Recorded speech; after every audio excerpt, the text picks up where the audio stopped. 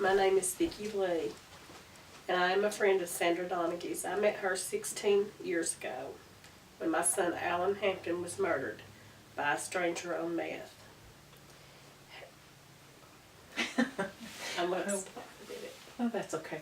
When I remember when you first came into my office and I met you, and that was our first meeting, and since then I truly believe that we have become friends, and I'm so appreciative of that relationship. Why don't you tell them about the first time that we met? The first time that I came to meet you was at the district attorney's office, and I had came in talking about my son's case, and I had told you that as a mother I needed to be confident when I went into the courtroom that the person that was working on my son's case was doing the best that they could do.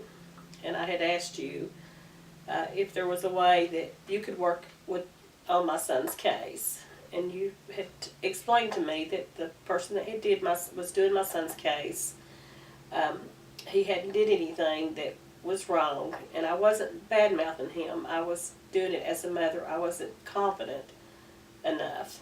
And that's at when the time. I was the supervisor, and you- that's why you were telling me that. Yes. And so then when I came into your office, I told you that I had heard that there was justice couldn't be done in Bradley County, and I was here to see that it was going to be done. I'm not asking for favors. I'm asking for justice. I said, I am my son's voice. And we became, we talked, and we got closer as things went by, but I told you I'm going to pray that some way, somehow, you'll take this case. And as I left, I went home and I put little Post-it notes everywhere down the hallway in my house, and every time I would go across a note, I would pray that Bible verse, and I would say, Lord, let your will be done, not my will. But I prayed not only for me, but for the family that had, their dad had killed my son. I prayed for those two children, because he had two children. And I just prayed that God's will would be done the way that it should be done. I just needed him to be off the streets so that this couldn't happen to another innocent person. Yeah. And How soon after your son's death did you have to face his killer in court? 1 week. 1 week to the day. And how was that experience for you? It was very hard. It was at the Justice Center, and he tried to get his bond reduced. And I couldn't understand why he would want to kill my son. And I later found out that he was on meth, and he'd been on meth 18 days. And he came to that house, which his son was actually 1 street parallel to where my son lived. And the only thing that connected it was Gibson on the mailbox, which was my parents' last name, and Gibson Drive is where he should have been. And we were able to get a conviction in that case. Yes. And where is your son's killer today? He is in prison, and they. Oh, it doesn't matter. He is in prison, and because of the case that we did, it was a hard case because it was 2 states. That was something else that it took a while to complete. Mm-hmm. And to what do you attribute him being in prison today?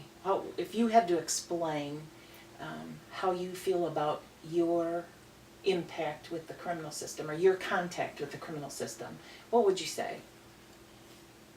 When I had never ever been into a courtroom other than doing jury duty before I went in to face the person that took my son's life. And from the day that my son's life was took, my life's never been the same.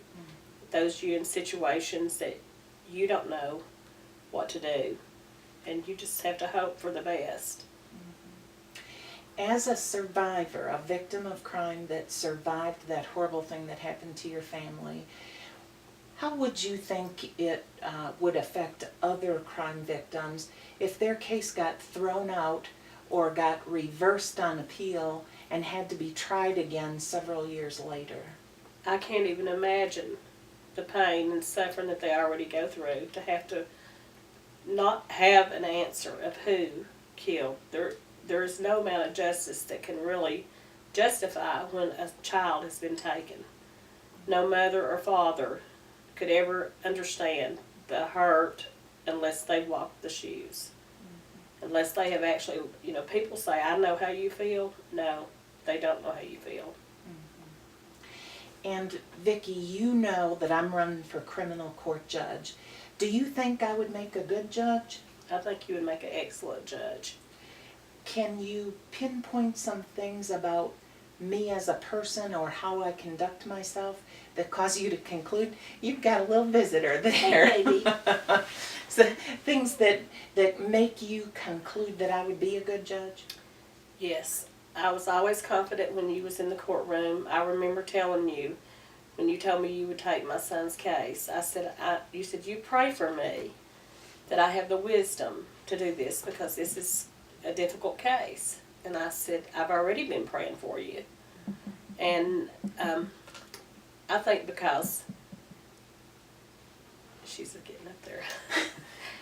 But I think you give 110% of everything you do. And you do it with fairness and respect and dignity. And you don't act like you're better than anybody else. You do everything that you're supposed to do, plus more. Had you not been the person that worked on my son's case, in my heart, I truly feel that the man would be walking free today. Thanks, Vicki. I'm serious. And I know you did more time than you were supposed to do on my son's case. I mean, I know that there were countless hours that you worked, and I could never repay you for what you've done. Oh, well, I just was trying to do the right thing. I was trying Yes, to and do. you did.